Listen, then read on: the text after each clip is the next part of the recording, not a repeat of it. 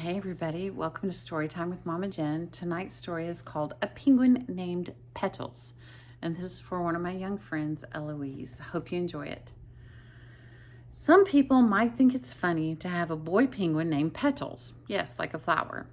And I'll tell you how this particular brave bird got his name. His father held tightly to the egg, intent on taking great care. "This is no small joke to have to watch over this egg and not eat for several months. Glad that I'm the man for this job. But I can't wait until Penelope returns from the sea." Many times you could hear Peter the penguin telling his egg stories. Sometimes they were funny and other times a little frightening. And as penguins have to, the other males huddled nearby with their eggs too. It is such an important job, keeping the eggs warm until they hatch.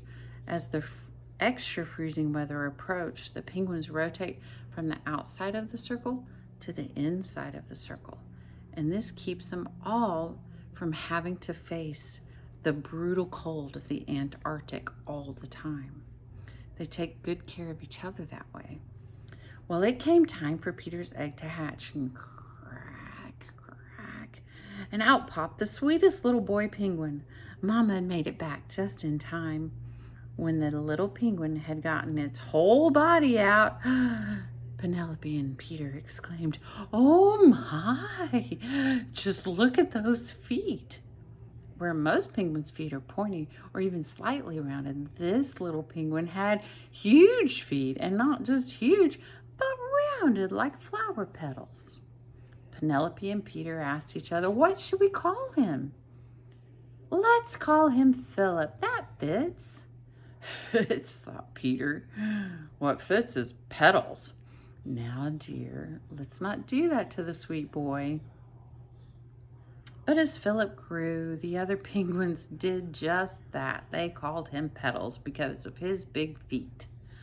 Petals realized, though, that having big feet gave him a huge advantage at all the penguin sports: ice hockey, ice bowling, even penguin sliding, oh, and swimming.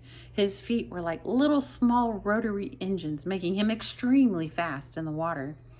As he got older, one of the young female penguins found every opportunity to stop and talk to Petals. It took Petals a minute to see that she liked him. And he said, "Don't my feet bother you?" She said, "Heavens, no, they are great." Her name was Pixie, and before long they were married. Peter stopped by while Petals was sitting on his eggs. Oh, not just one egg, but eggs. And they had a great talk. His papa congratulated him on the egg. "Eggs," said Petals. "You mean eggs." Petals pulled his feet open, and there wasn't just one egg, not two eggs in his clutch, but 3 eggs.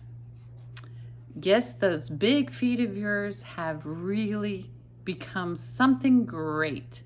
Congratulations.